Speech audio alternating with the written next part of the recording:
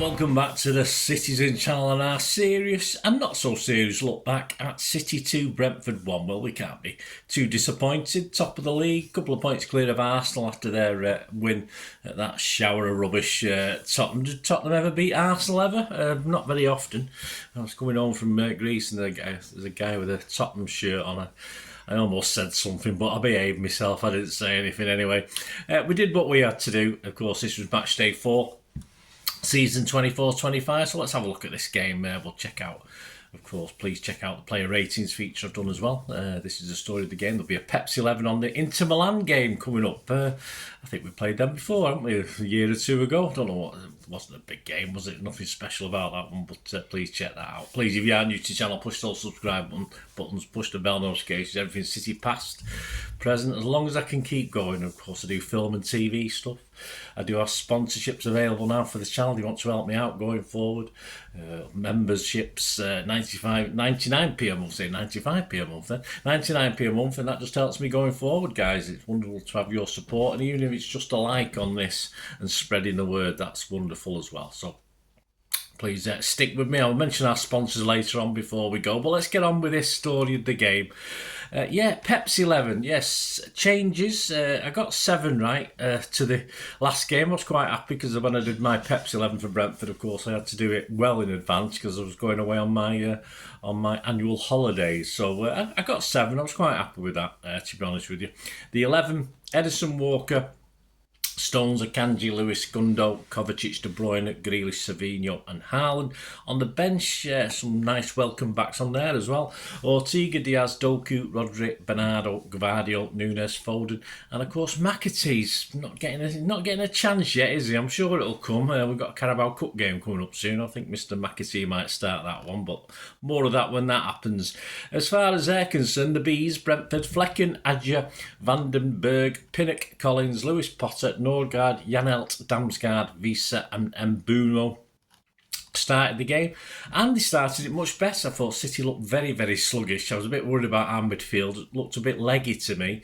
Not been playing much. Gundo, KDB, and the other fella in the middle, Kovacic. That's it. So I did worry, and I think it showed the first certainly as City opened it, because we were quite slow all over the pitch. I thought, of course, within 1 minute, well, it's about 25 seconds, wasn't it? Vissa headed Brentford ahead. It was shocking. It was terrible. I was watching on a stream because this first game I've missed at the Etihad for a long time. I couldn't believe it. It was shambolic, half-hearted mistake. I blame John Stones. I'm not going to blame Edison too much. He doesn't command his 6-yard box as an old-fashioned keeper should, but at the end of the day, John Stones, what the hell were you doing? It was the most feeble clearance I've ever seen. You just put your foot through it, just get it wellied. Imagine it's on the line and you're clearing it over off the goal line. Remember that classic one he did? But it was awful. And of course, it was just a simple header in. Embarrassingly enough, we're 1-0 down. Our defensive unit looked as solid as a chocolate fireguard at the time. And of course, I do blame Stones, but I say Edison has to take some of the blame.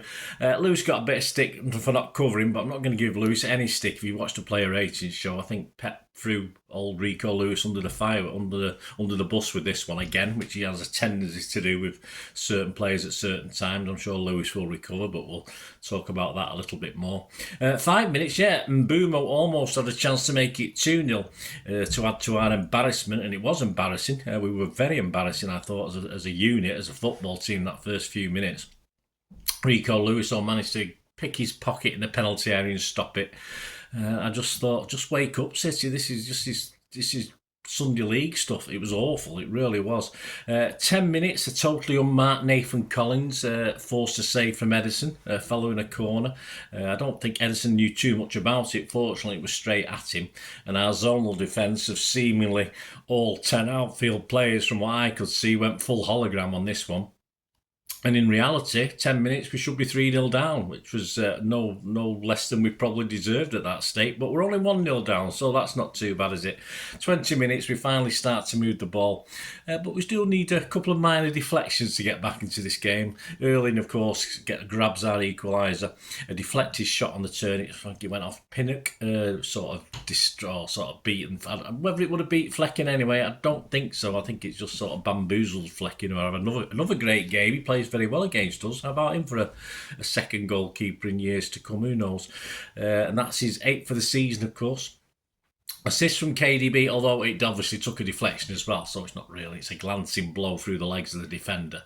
But I'll call it an assist. I don't think it probably be classed as one, will it? Because it took that little deflection. I think Walker was involved in that as well, which was nice to see. I wasn't overly impressed with Walker, but he was involved in that goal. 26 minutes, a decent KDB effort just went wide. 30 minutes. Again, Brentford were having a go. Edison had to tip over a Brentford effort. Another brilliant defended cross from City. Not after a quick throw from them. Our holographic defence wasn't really there again, so it was up to Edison to save us on that occasion. And then moments later, 32nd minute, Edison, brilliant stuff. He just spotted Haaland doing his run. A long pass, that lovely little block on Pinnock. That's classic. It's not even borderline foul, is it? It's just so clever. Haaland has been on fire. I mean, me and the big lummox, we don't always get on. But thank God we got him. I tell you what, we won't be top of the league with 12 points without Erling at the moment. He's been on fire, and of course he had that sad passing of a family friend as well, didn't he, this week? So absolutely, I'm sure he did that for him as well. It was just brilliant the way he blocked, and then just the way he dinked the keeper. Superb. Flecken, who was a good keeper, no chance. Frighteningly brilliant, I thought, from Haaland, and it's 2-1 ahead. I did predict 3-1, so I was hoping for a little bit of cover. It didn't come, of course, but we'll talk about that. 34 minutes, Flecken denies Haaland after a nice build-up by the double Gs, Grealish and Gundo. 34 minutes. Savvy, who had 2 or 3 good chances, actually. I was a bit disappointed with his finishing. His shot is too high and wide. That's on 34 minutes from Savvy. 42 minutes. Kovacic was booked for a clumsy tackle. It looked bad from some angles and not others, although it was bad enough for the poor guy Visa to go off injured. So it wasn't great. I think Thomas Frank said it certainly wasn't a red card tackle, but it wasn't nice. But that's how it is. As I said, from a certain angle, it looked okay. He was going for the ball. From another angle, it looked as though he just was going for the player. So it depends on which way you look at it. But it can't be good because obviously he's picked up an injury, but that's football, unfortunately. Edison punched a Potter effort clear just into injury time of the first half, when he should have probably caught it. I was a bit disappointed with that, although I thought Edison had a good game overall. And it was 2-1 at half-time. Never a good score, is it? Next goal counts, as we say. I mean, hopefully we'll get a third, but it wasn't to be. Into the second half, of course, a couple of changes. Rodri for Kovacic, probably reasonable, and Gvardiol for me, an unlucky hung out to dry Lewis from hung out to dry by Pep, of course, Rico Lewis. But if you check out my player ratings, a bit more on that in that one. 47 minutes, a pathetic dive by Savvy. We don't like to see that, do we, from our players? So he's booked for that, quite rightly. Yeah, the surgeon right gets sent off for that, but it doesn't happen, does it? 60 minutes, another chance for Potter. Yeah, he should have done better. He probably could have had 2 or 3 during the game, and we stayed 2-1 up. 65 minutes, another Savvy effort. 67 minutes, Flecken again denies Grealish after a good pass through from KDB. Perhaps Grealish could have done a little bit better with it, but at least he hit the target. We can't have everything, can we? 69 minutes, a Flecken save to deny Erling from a nice pullback by Gundo. 72 minutes, Walker did his usual long-range effort that actually hit the net, but unfortunately it was the roof of the net. But that's pretty close for Walker. It's usually row Z. 76 minutes, good work from Gvardiol.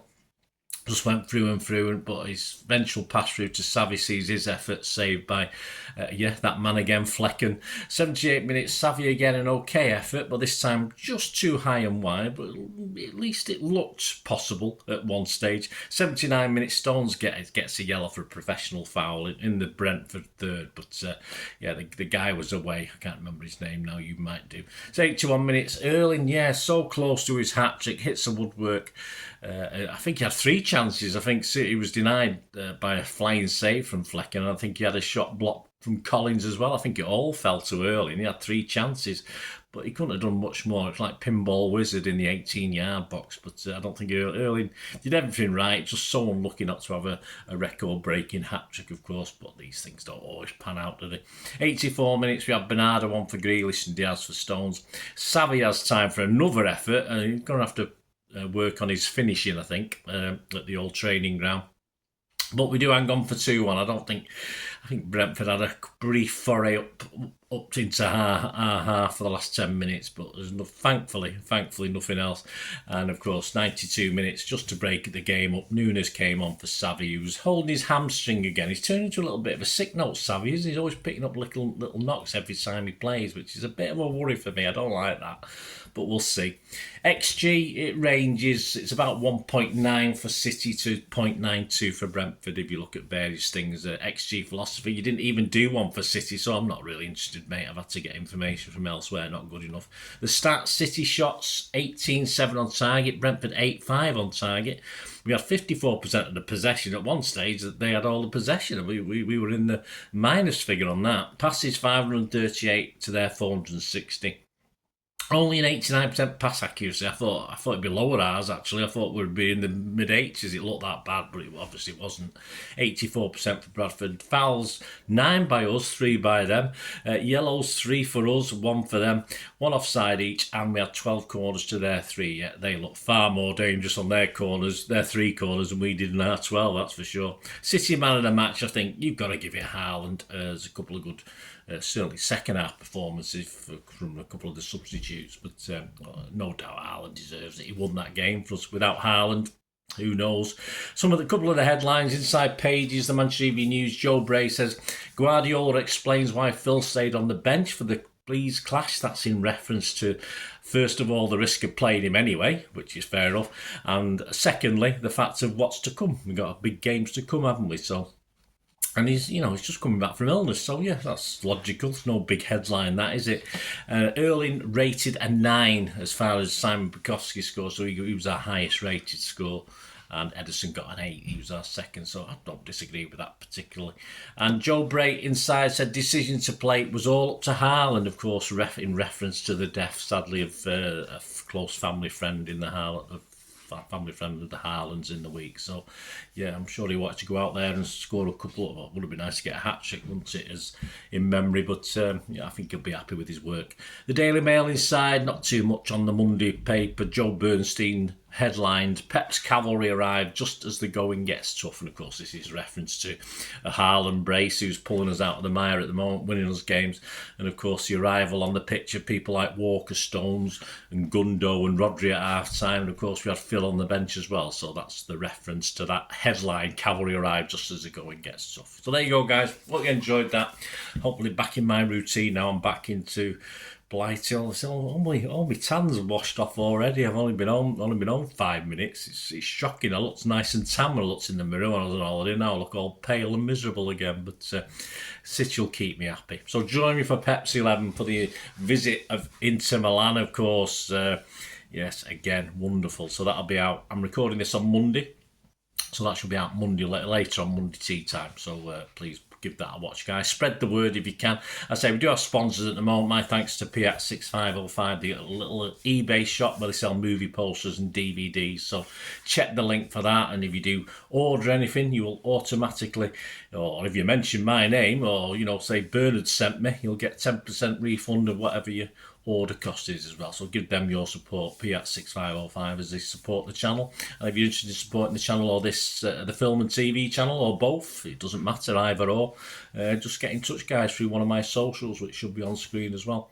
So hope you enjoyed that. Come on, City, we're on to I was going to say defence of our Champions League then, but we want it back, don't we? We want it back this season in this new format. Let's see how this pans out, but I don't think we could have got a tougher start to this, could we, at home? So please join me for my Pepsi 11. Thanks for watching, guys. Let me know your thoughts on the game, your story, any funnies you noticed, or anything you noticed I didn't notice. But I hope you enjoyed this anyway. Thanks for watching, guys. Until we meet again, only ever ask one thing, don't I? Please stay safe, Blues, and simply, come on, City. Bye for now.